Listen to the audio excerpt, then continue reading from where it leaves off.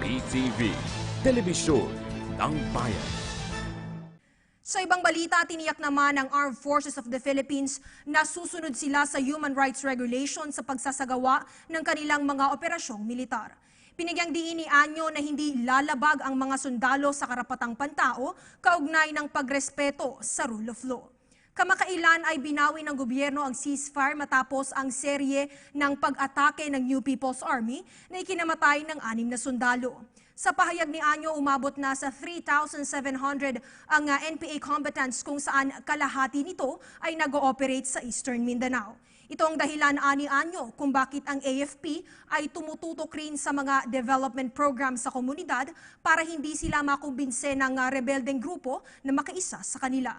Kasunod ng pagbawi ng unilateral ceasefire ay naglunsad naman ang AFP ng rescue operations sa mga 3 sundalo na dinukot sa Surigao del Norte at Sultan Kudarat noong nakaraang linggo.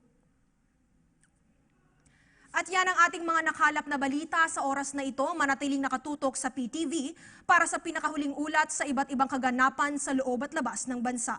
Maaari rin kaming sundan sa aming official Facebook account, www.ptvnews.ph at sa aming Twitter account at PTVPH. Para sa PTV Newsbreak, Joy Gumatay.